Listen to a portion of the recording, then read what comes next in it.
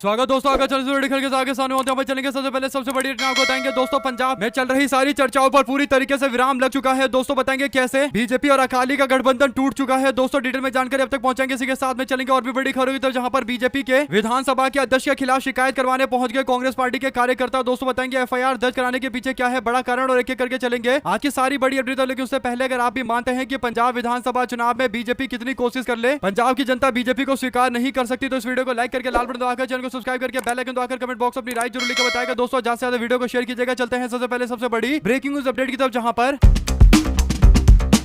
Bharatiya Janata party और शिरोमणि अकाली दल 1997 से लगातार गठबंधन का हिस्सा थी दोस्तों, और कई बार पंजाब के अंदर मिलकर सरकार चलाया था। ऐसे में 2020 के किसानों के आंदोलन के टाइम में शिरोमणि अकाली दल और बीजेपी दोनों अलग अलग हो गए दोस्तों। अकाली ने बीजेपी को छोड़ दिया, लेकिन एक बार फिर से गठबंधन को लेकर नए नए तरीके के संभावनाओं को तलाशा जा रहा है दोस्तों। ऐसे में अभी 2027 के विधानसभा चुनाव की तैयारी को लेकर दोनों पार्टियों के बीच में गठबंधन पर चर्चाएं चल रही थी। मार्च 2024 के अंदर भारतीय जनता पार्टी ने लोकसभा का चुनाव पंजाब के अंदर अकेले लड़ा दोस्तों, और एक भी सीट नहीं जीत पाई, और अकाली दल केवल एक सीट जीत पाई। तो पंजाब के अंदर स्थिति भारतीय जनता पार्टी की डामाडोल है, इसमें कहीं कोई दो राय नहीं है। लेकिन अभी हाल फिलहाल के अंदर 2027 के चुनाव को लेकर कई सारी बैठकें होती है दोस्तों। अमित शाह ने मार्च 2026 के अंदर ऐलान किया कि पंजाब के अंदर भारतीय जनता पार्टी 117 सीटों पर अकेले चुनाव लड़ेगी, लेकिन जून 2026 के अंदर बीजेपी के नेता नितिन नवीन ने इस बात की आशंका जताई कि हो सकता है कि कुछ गठबंधन वगैरह हो जाए दोस्तों। लेकिन अगस्त की शुरुआत के अंदर सुखबीर बादल अचानक से प्रधानमंत्री मोदी से मुलाकात करने के लिए संसद भवन पहुंच जाते हैं, जहां पर मुलाकात होती है, और वापस लौटने के बाद सुखबीर बादल ने एक बैठक चंडीगढ़ के अंदर बुलाई दोस्तों। इस चंडीगढ़ के अंदर अकाली दल के सारे वरिष्ठ नेता मौजूद रहे, जहां से परिसीमन कानून का समर्थन करने का ऐलान किया गया, और महिला आरक्षण बिल जिसे बीजेपी बताती है उसका समर्थन करने का ऐलान किया गया, और परिसीमन कानून में पंजाब के लोगों का ख्याल रखना चाहिए ये भी बोला गया। जबकि 2011 के अंदर परिसीमन के मामले को लेकर विरोध करते हुए अकाली दल के लोग नजर आ रहे थे, यानी अकाली दल यहां पर बीजेपी के साथ में गठबंधन करने को लेकर उत्सुक दिखाई दे रहा है दोस्तों। मामला इतना आगे था कि कुछ दिनों पहले यानी 20 अगस्त को हरसिमरत कौर ने संगरूर के अंदर एक रैली को संबोधित करते हुए शिरोमणि अकाली दल और बीजेपी के गठबंधन को लेकर उम्मीद जताई दोस्तों। उन्होंने कहा कि दिल्ली के साथ में हमारा एग्रीमेंट चल रहा है, यानी हमारी बातचीत चल रही है, और हम ये सुनिश्चित करेंगे कि दिल्ली का समर्थन पंजाब के विकास में मिले, यानी अप्रत्यक्ष रूप से गठबंधन का ऐलान हरसिमरत कौर बादल ने किया दोस्तों। हरसिमरत कौर के बयान के बाद अब चर्चाएं काफी ज्यादा तेज हो गई। ऐसे में विक्रम सिंह मजीठिया जो शिरोमणि अकाली दल के वरिष्ठ नेता है दोस्तों, और उनका दावा आता है सामने, वो कहते हैं कि अकाली और बीजेपी मिलकर 2027 का चुनाव लड़ेगी। ऐसे में अब ये जो दावे वगैरह है दोस्तों, इन दावों से इतर भारतीय जनता पार्टी के एक नेता के बयान से पता चल रहा है कि अकाली और बीजेपी के बीच में सीटों का बंटवारा सही से नहीं हो पाया दोस्तों, और सीटों के बंटवारे को लेकर मामला इतना आगे बढ़ गया कि आखिरकार गठबंधन तोड़ने या किसी भी गठबंधन के होने की उम्मीद को तोड़ने का फैसला लिया गया है। पंजाब के अंदर 2 दिवसीय दौरे पर पहुंचे बीजेपी के राष्ट्रीय महासचिव बीएल संतोष ने एक बड़ा ऐलान किया है दोस्तों। उन्होंने पटियाला के अंदर पहली जोनल मीटिंग अटेंड करते हुए ऐलान किया है कि कार्यकर्ताओं से कहते हुए कि पंजाब के अंदर अगले साल होने वाले विधानसभा चुनाव में 117 सीटों पर चुनाव लड़ेंगे। बीएल संतोष का यह बयान ऐसे समय में आया है जब इस बात की अटकलें सबसे ज्यादा लगाई जा रही है कि पंजाब में बीजेपी और अकाली गठबंधन हो सकता है। तो बीएल संतोष ने इस बात की पूरी उम्मीद का खंडन कर दिया है कि अकाली दल और बीजेपी का कोई गठबंधन भविष्य के अंदर होगा, यानी पूरी तरीके संभावनाओं का खंडन करना। 27 के चुनाव से पहले यह बताता है कि पंजाब के अंदर भारतीय जनता पार्टी रिस्क नहीं लेना चाहती है कि उसके सारे कार्यकर्ता टूटकर अलग हो जाए दोस्तों, क्योंकि अलग अलग पार्टियों से ला लाकर बीजेपी ने पंजाब के अंदर नेताओं को और कार्यकर्ताओं को जुटाया है। यहाँ तक कि बीजेपी के जो प्रदेश के अध्यक्ष हैं केवल सिंह, वो भी कांग्रेस पार्टी छोड़कर बीजेपी में आए हुए हैं दोस्तों। तो ऐसे में दूसरी पार्टी से लोगों को लाकर बीजेपी अपनी पार्टी में कार्यकर्ता और नेता जुटा रही है। ऐसे में अगर अकाली के साथ में गठबंधन हुआ तो सीटें कम मिलेंगी, और ऐसे में जो लोग दूसरी पार्टियों से बीजेपी में आए हैं सीट और समर्थन की उम्मीद में दोस्तों, उन लोगों को भाजपा के लिए रोक पाना काफी मुश्किल हो जाएगा। और यही बड़ा कारण है कि अब बीजेपी वाले अकाली दल से गठबंधन को लेकर कन्नी काट रहे हैं। 2 शब्द जरूर लिखकर बताएगा दोस्तों। चलते हैं एक और बड़ी खबर की तरफ, जिसमें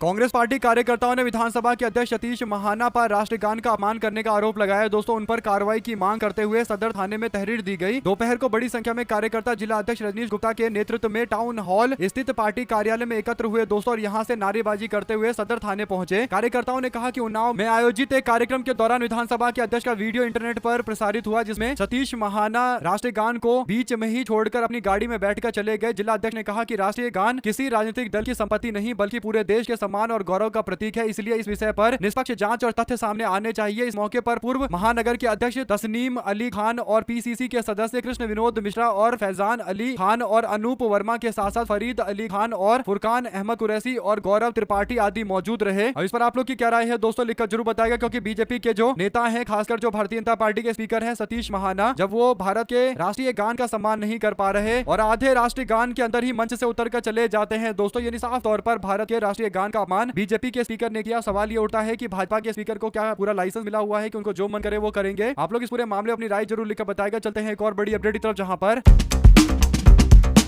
देश के अंदर वंदे मातरम को लेकर सत्ता पक्ष और विपक्ष के बीच में जारी राजनीतिक बयानबाजी के बीच में शिवसेना यूबीटी के सांसद संजय राउत ने केंद्र सरकार पर निशाना साधा है। दोस्तों, उन्होंने प्रधानमंत्री नरेंद्र मोदी से बिना टेलीप्रॉम्प्टर के पूरा वंदे मातरम गाने की चुनौती दी है। राउत ने इसके साथ ही चीनी की बढ़ती कीमतों और सरकार की नीतियों को लेकर सवाल खड़े किए हैं। प्रधानमंत्री नरेंद्र मोदी बिना टेलीप्रॉम्प्टर के गाकर दिखा दे तो हम मान जाएंगे। संजय राउत ने कहा कि प्रधानमंत्री को सामने आकर बिना टेलीप्रॉम्प्टर के यानी बिना लिखा हुआ वंदे मातरम गीत गाना चाहिए। उन्होंने कहा कि गीत के छह छंद प्रधानमंत्री नरेंद्र मोदी गाए और जय शाह, अमित शाह, जितेंद्र सिंह को भी इस गाने के लिए बोला जाए। राउत ने कहा कि जरूरत पड़ने पर 9 अगस्त को क्रांति मैदान के मंच पर हम लोग मंच जो तैयार कर रहे हैं वहां पर प्रधानमंत्री आए, बिना लिखा हुआ भाषण पढ़ने की जगह गाना गाकर दिखाए यानी बिना पढ़े गाना गाए, वंदे मातरम पूरा 6 छंद गाकर दिखा दे तो मान जाएंगे। तो ऐसे में दोस्तों, अगर आप भी मानते हैं कि चुनौती तो एकदम खुले तौर पर है, अगर आप भी मानते हैं कि नरेंद्र मोदी या बीजेपी वालों को लगता है कि वंदे मातरम को सही सम्मान देश के अंदर नहीं मिल रहा, तो एक बार नरेंद्र मोदी को मंच पर आना चाहिए और वंदे मातरम गाना बिना किसी त्रुटि के, बिना किसी गलती के गाकर लोगों को सुना देना चाहिए, ताकि आम जनता भी सुन ले तो उन्हें लगेगा कि ठीक है, इस तरीके से गाया जा सकता है। और जब पता चल जाएगा कि हाँ भाई इस तरीके से गाया जा सकता है, तो फिर देश के अंदर वंदे मातरम भी लोग गाने के लिए तैयार हो जाएंगे। लेकिन हकीकत यह है दोस्तों कि वंदे मातरम के 6 छंद तो छोड़िए, 2-3 छंद गाने में ही बहुतों की हालत खराब हो जाती है। भाजपा के लोग तो कि वंदे मातरम जैसे बोला जाता है कि आप सुनाइए वैसे ही भाग जाते हैं। कई बार स्टूडियो से भागते हुए आपने देखा होगा, न्यूज स्टूडियो के अंदर दिखाई नहीं देते छोटे सवाल पूछने पर। अगर आप भी मानते हैं कि वंदे मातरम के सम्मान से बीजेपी का कोई लेना देना नहीं है, असल में वंदे मातरम एक ऐसा मामला है जिस पर बीजेपी को लगता है पता है कि यह हिंदू धर्म से जुड़ा हुआ गाना है दोस्तों, और इसमें देवी सरस्वती, लक्ष्मी और पार्वती की आराधना की गई है यानी पूजा किया गया है, उनके बारे में बोला जा रहा है। तो ऐसे में अन्य धर्म के लोग इस बात से दूरी बनाते हैं क्योंकि उनके धर्म के अंदर इस बात की इजाजत नहीं है कि वो किसी और को पूजे। यही बड़ा कारण है दोस्तों कि अब कोशिशें लगातार की जा रही है कि इस मामले पर चर्चा करवाते रहे, ताकि समाजों के बीच में बहस छेड़ी जाए, जबरदस्ती की बहस छेड़ी जाए दोस्तों, और विपक्षी पार्टियों पर दबाव बनाया जाए। हालांकि भाजपा वाले खुद वंदे मातरम नहीं गा पाते तो फिर दूसरों से बोलेंगे क्या? ये तो एक सीधी सी बात है दोस्तों। साथ साथ